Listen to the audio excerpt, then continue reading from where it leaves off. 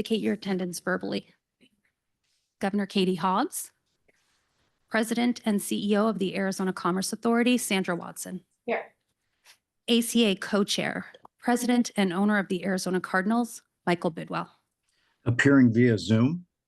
Thank you. CEO of Astor Health Management Strategic Advisors, Tony Astorga. Here. Partner of Illumina Ventures, Mara Aspinall. President, Naval Power of Raytheon, Barbara Borganovi. Here. President of Arizona State University, Dr. Michael Crow. President of Northern Arizona University, Dr. Jose Luis Cruz Rivera. CEO of Horizon Strategies, Jen Daniels. Here. Thank you. President of Avnet, Phil Gallagher. President of the University of Arizona, Dr. Suresh Garamella. Division President of Fry's Food Stores, Monica Garnes. Here. Chairman, Workforce Arizona Council, Mark Gaspers. Here. CEO of the Mayo Clinic, Dr. Richard Gray. Here. President and CEO of Plaza Companies, Sharon Harper. Here. President, League of Arizona Cities and Towns, Mayor of Chandler, my mayor, Kevin Hartke. Love the shout out here. President and CEO of Blue Cross Blue Shield of Arizona, Pam Kahali. CEO and co-founder of Tucson Tamale, Sherry Martin. CEO of Phoenix Forward, Clayton Mask. Here. CEO and founder of Valor Global, Simmer Mayo. Here. House of Representatives Speaker Steve Montenegro. President of the Arizona County Supervisors Association and Yuma Supervisor Lynn Pancrazzi. Senate President Warren Peterson. CEO of USI Insurance Services, Wick Pilcher. Here. CEO of Cognite, Girish Rishi. Present. AZ Board of Regents Executive Director, Chad Sampson. Here. President and CEO of the Arizona Chamber of Commerce and Industry and Chairman of the Rural Business Development Advisory Council, Danny Seiden. Here. And finally, Managing Partner of Arizona Venture Capital and Thiel Capital, Jack Selby. Here. Thank you, Governor. We do have a quorum. Great. Well, welcome everyone.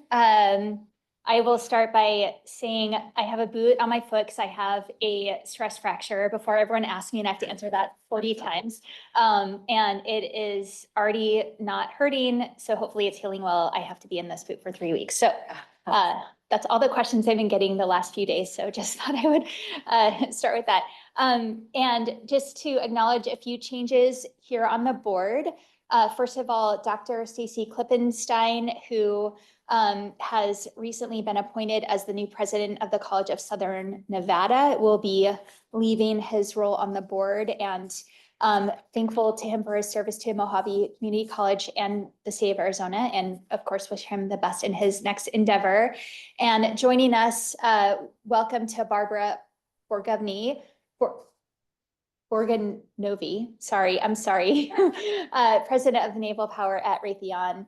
And Barbara has been at Raytheon for more than 2 decades, including leadership roles across business units, operations, strategic initiatives, supply chain, and more, and will be a very important voice here representing one of Arizona's largest private sector employers and the Southern Arizona community. So welcome, Barbara. So we have a lot of great updates, and I want to start with TSMC, and welcome here, Rose and Laura. We have seen some really big business wins over the last few months, some of the biggest wins in Arizona history. On March 3rd, TSMC announced that it will invest an additional $100 billion in its Arizona operations, bringing its total investment to $165 billion. Which, as you know, is the largest foreign direct investment in U.S. history.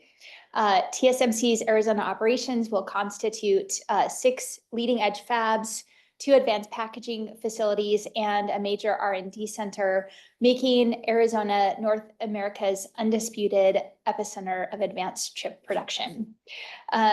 Customers for the Arizona facilities represent a who's who of world-leading tech companies, including Apple, NVIDIA, AMD, and Qualcomm. And shortly after this announcement, Sandra and I made our second trip to Taiwan in roughly 6 months. And I know that you've been there again more recently than that. During the trip, we were honored to meet with President Lei, as well as the Taiwanese Ministers of Economy and Foreign Affairs.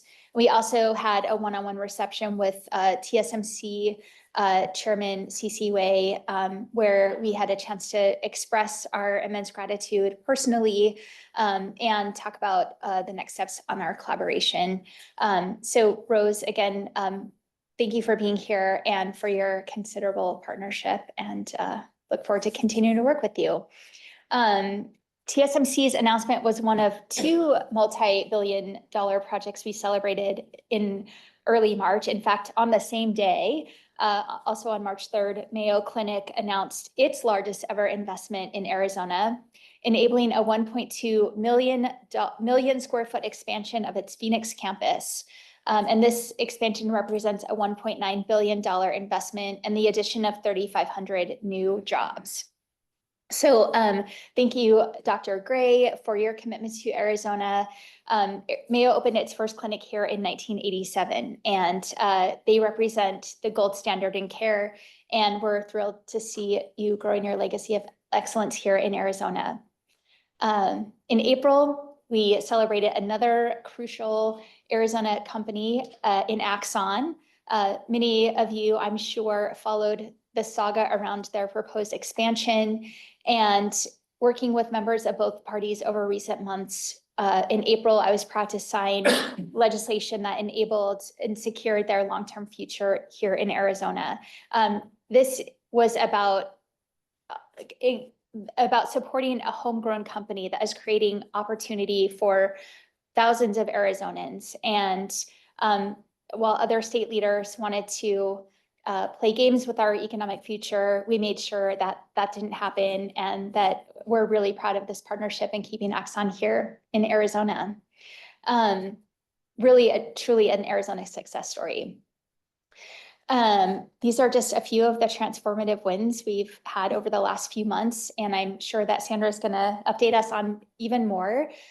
Just wanted to give you a quick update on where we are with the state budget, which is really the last thing we have left to do in the legislative session before we can get them out of there.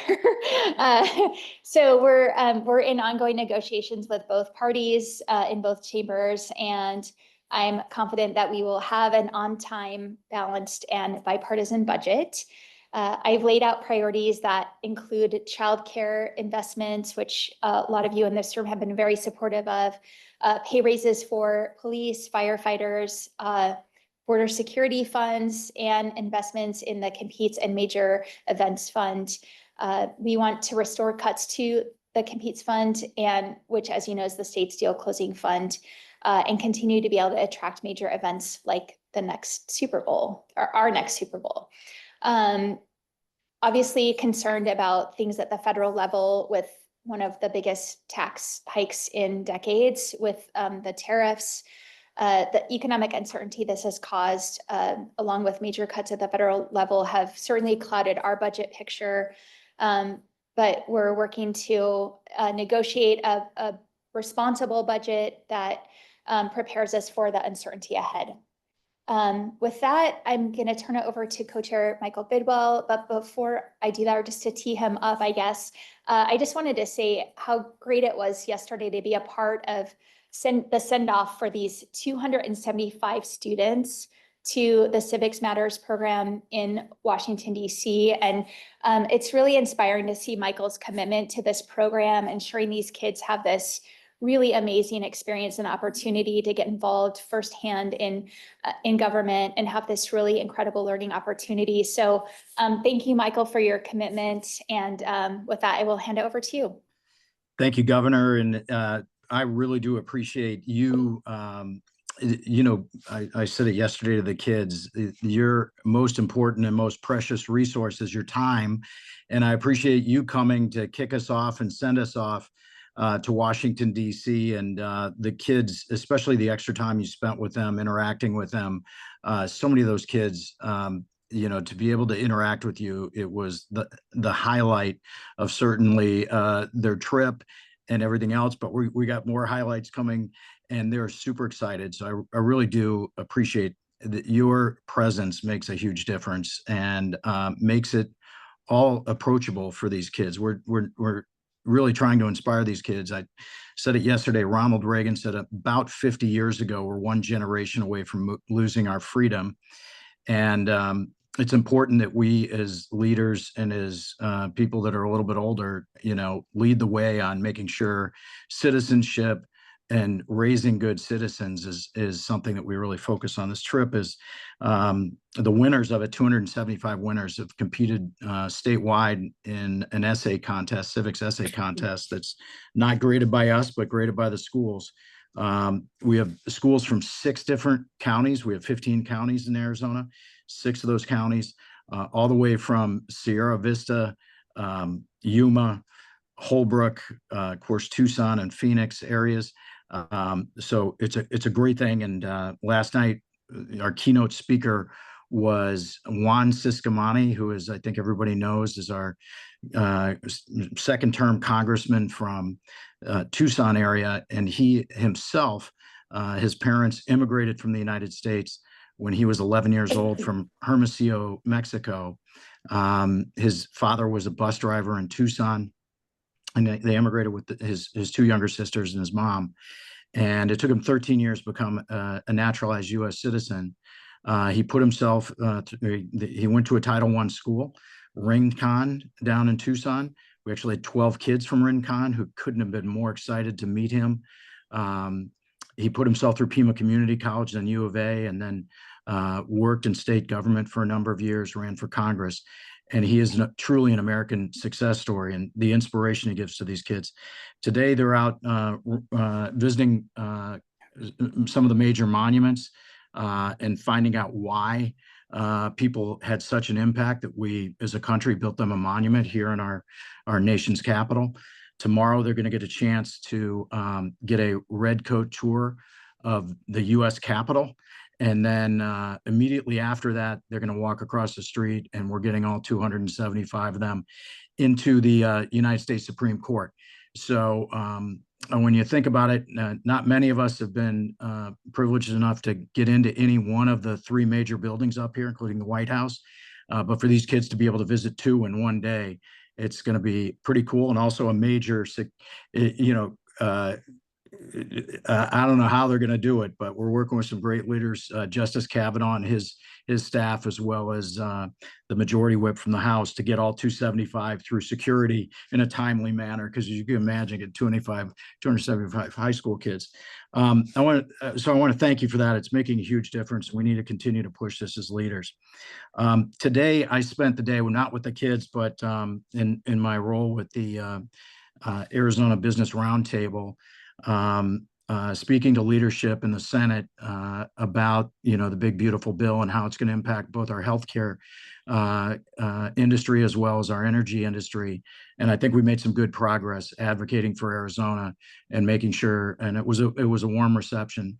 And I was there with former Senator Kirsten Sinema, and so I think we made some progress for Arizona today to make sure that as they move through and consider all the provisions that they want to advance the Senate, that it limits its impacts on our industry and our rural areas, and as well as our ability to attract new business as we go forward. So thanks so much for your leadership, Governor. I'll turn it back to you.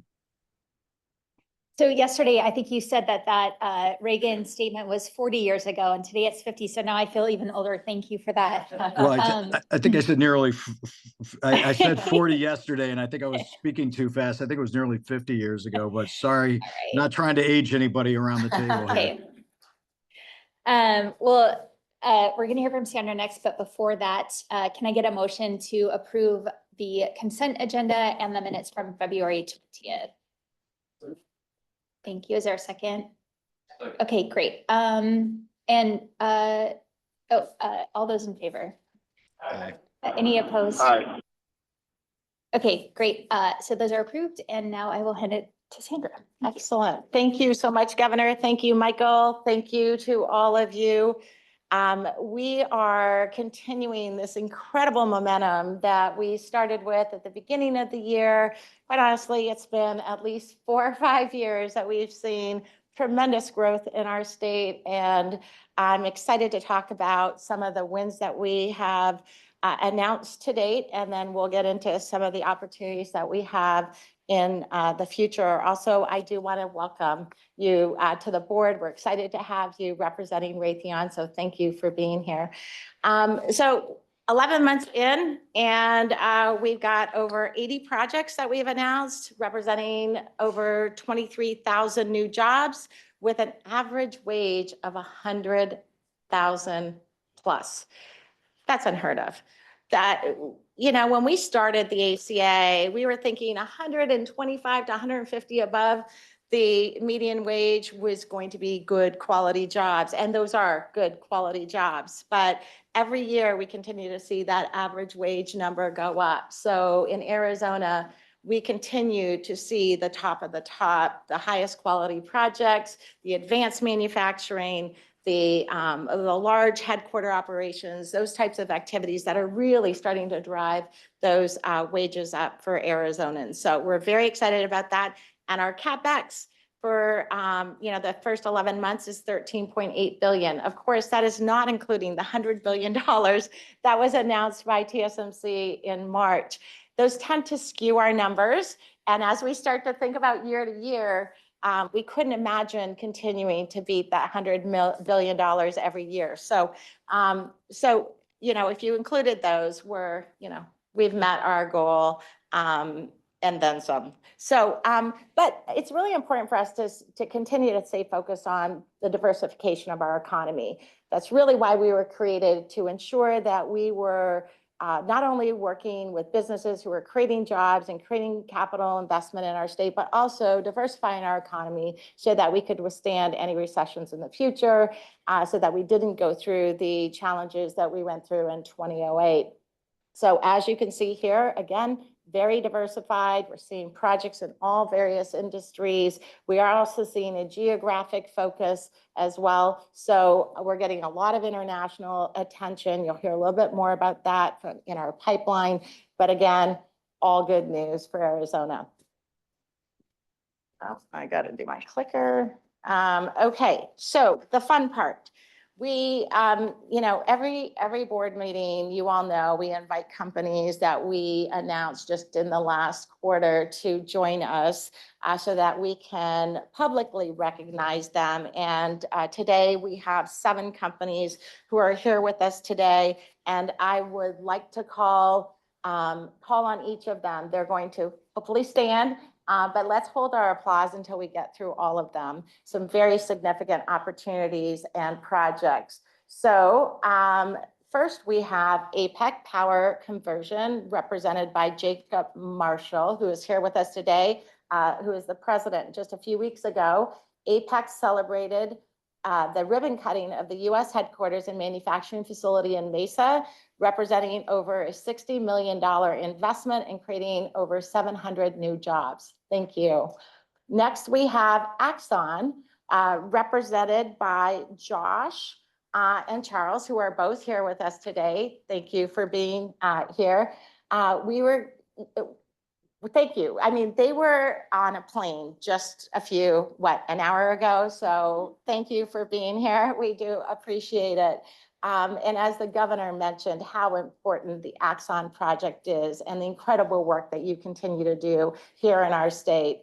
We love seeing this homegrown success story, and we are so pleased that you've been expanding here and continue to expand at your headquarter location in Scottsdale, creating thousands of new jobs. So thank you for being here. We wouldn't do it without you, the governor. Oh, thank you. Thank you.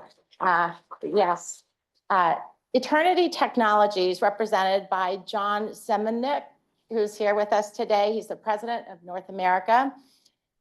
Eternity Technologies will establish its North American headquarters and battery manufacturing facility in Phoenix, investing more than $20 million and creating 50 new jobs. Thank you.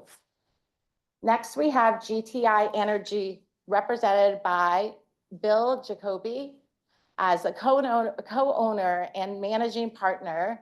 Thank you for being here. GTI Energy is a contract manufacturer of mission critical equipment. They will be expanding their manufacturing facility in Goodyear, investing a total of $53 million and creating 600 new jobs. We also have our very own Dr. Richard Gray from Mayo Clinic, CEO and one of ACA's board members. In March, as the governor mentioned, Mayo Clinic announced a $1.9 billion investment, which is the largest investment that Mayo has made here in Arizona to significantly expand their Phoenix campus. We could not be more grateful for all the continued work that you do in our state, your leadership, not only on this board, but as a strong business leader in our state. And thank you for the investment. We're excited about the thousands of jobs that are going to be created. It really adds so much value to our life science and bioscience industry. So thank you. Next, we have a Quantum Computing, Inc., represented by Milan Beglier-Bivco. Is that correct? Yay. COO. Quantum Computing, Inc. celebrated the grand opening of its advanced quantum photonics chip foundry in Tempe last month.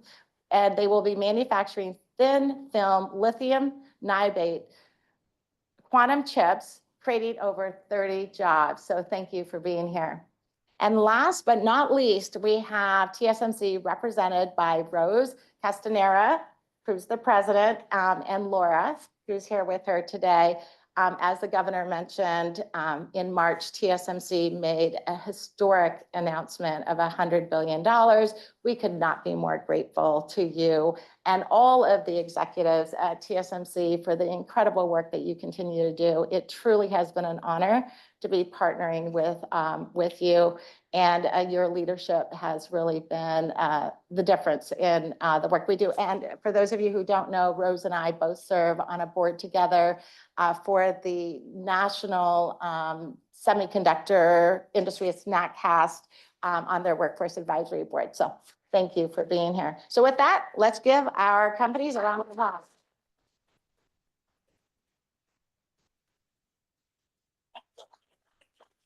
Thank you. Now it is my pleasure to ask Ryan Ruiz, who is our Executive Vice President of Business Development, to provide an update on our pipeline. Governor Hobbs, Co-Chair Bidwell, Sandra, esteemed members of the board, thank you for the opportunity to present today and share our pipeline update. We've had several significant progress and reached several milestones since we met last. We've had 79 new projects added to our pipeline. Now we're totaling 471 total active projects in our project pipeline at the ACA. These projects potentially represent over 144,000 jobs and more than $205 billion in capital investment to the state. Manufacturing continues to be the dominant category we're seeing in our portfolio. It's represented by 328 jobs. It accounts for 82% of our total jobs and potentially 81% of the total investment into the state.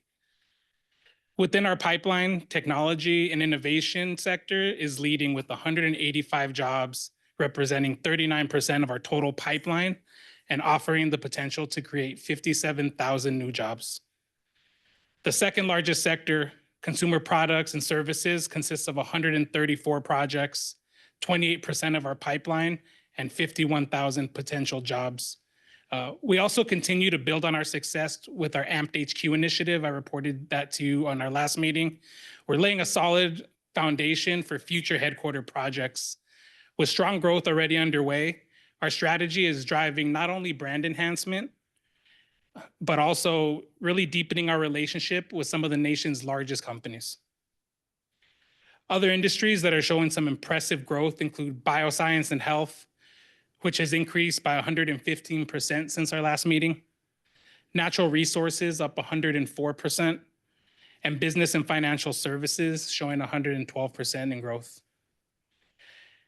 In the logistics sector, we've added 8 new projects, bringing our total to 48 in that sector. These projects will generate just under 9,000 jobs, which is a 170% increase from the last time we were here, and representing $2.1 billion in potential investment. This growth is partially driven by our foreign trade zone promotion efforts, which has been a key factor in attracting logistics-related investment. Attraction projects continue to be a primary focus, but we're also seeing significant opportunities for growth within Arizona-based companies.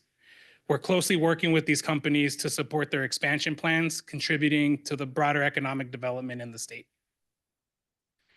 Geographically, in our pipeline, we're seeing the largest numbers of projects coming from the international markets in California, which together account for about 54% of our total pipe projects and 59% of our potential jobs.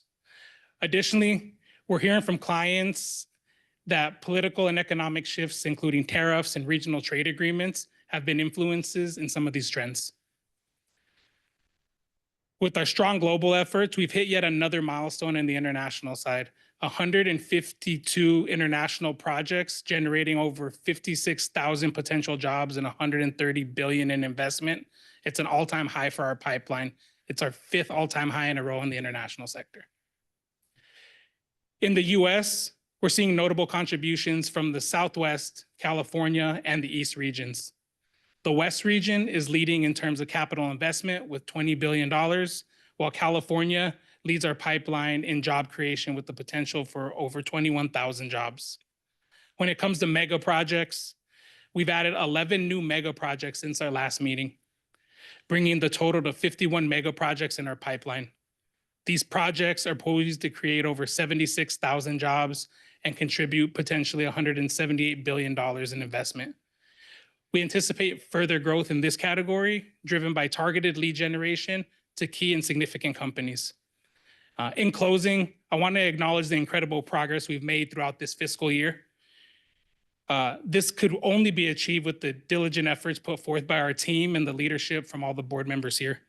So with the pipeline we've built, I'm excited about what lies ahead and very confident that we'll continue to reach new milestones in the future. Thank you. Thank you, Ryan. And before Ryan sits, any questions for Ryan on the pipeline? All right, hearing none. Thank you. Thank you. I appreciate it. Yes. We just have a couple more updates in the public forum here. The governor talked about our trip in March to Taiwan, and I was able to do a follow-up visit from that visit, which led to some real significant opportunities. So just in about a 6-week period, we had been to Taiwan twice. Actually, our team was on the ground there. We've got a permanent office. For those of you who don't remember, we've got an actual office in Taiwan. So we've got a permanent team there. And then we have an international team here at the ACA that manages all of those international offices. And our international team was there 3 weeks before I got there. So we're spending a lot of time in Taiwan for obvious reasons. But as part of that trip, the governor and I were able to, so the trip in March, we were able to meet with some very significant leaders along with the president and really begin to lay the groundwork for a lot of opportunities from a supply chain standpoint, and hence the reason for our second trip. And as we traveled back in May, we met with roughly 150 leaders representing tech companies, industry associations, academic partners, governments, and more through a series of executive discussions. I'll talk about the specifics of those meetings in our executive session because there are some confidential NDA and NDAs that we have signed. But it's such an important market for us. And it really is important that we're there, not just with our presence from our office, but that we from Arizona continue to be in Taiwan meeting with companies. It is making a huge difference.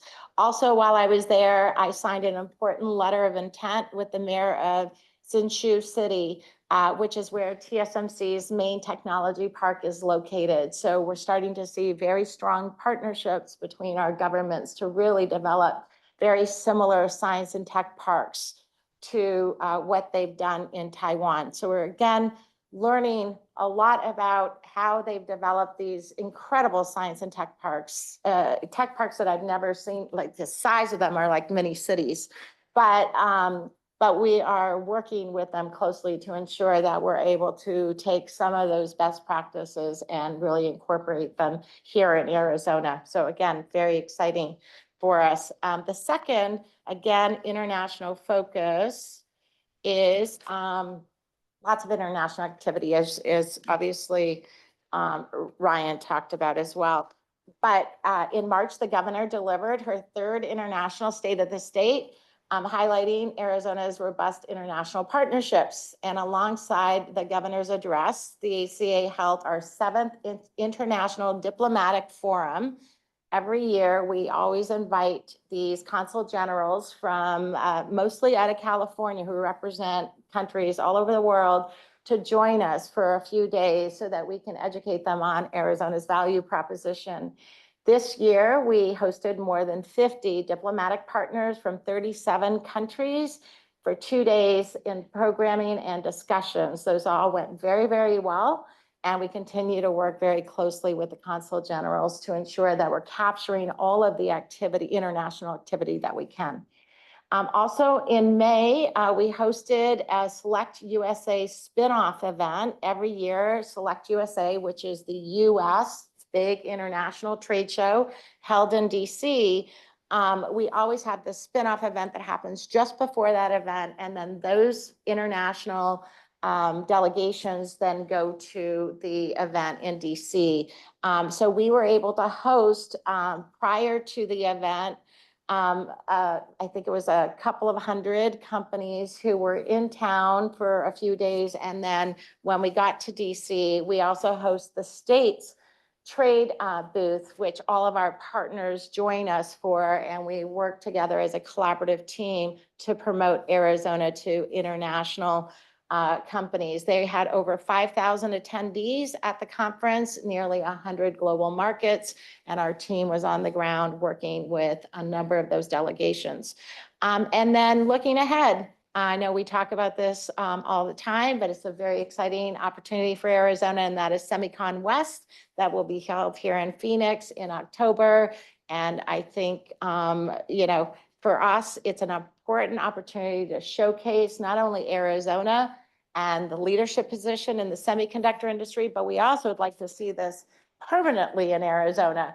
So we've got an agreement that every second year, this will be the first time it's held outside of San Francisco in 50 years. And so we are hosting in 2025, 2027, and 2029. But what we'd really like to do is, you know, ensure that we're hosting it on a yearly basis. So we'll be working very closely with SemiCon West to ensure that Arizona is the biggest and most attended show that they've done. And then also we've got in a couple of weeks, Danny and I are heading out to the Paris Air Show. I know Michael's going to be also heading out to the Paris Air Show. And then we'll be at the Paris Air Show for a couple of days. And then we'll be heading off to the Netherlands and Belgium, again, working with some companies from the semiconductor industry and continuing to cement our leadership position in the semiconductor industry. We also have trips planned to Canada and several others that I'll be able to update you at a later date. So with that, Governor, that concludes the public portion of my update. I have more to share in the executive session. Thank you. Great. So we'll move into executive session, but before we do that, all the companies that we announce will have the chance to take photos in the lobby. So can I get a motion to enter into executive session? All right. And all in favor? Any opposed? Okay, great. We're in executive session.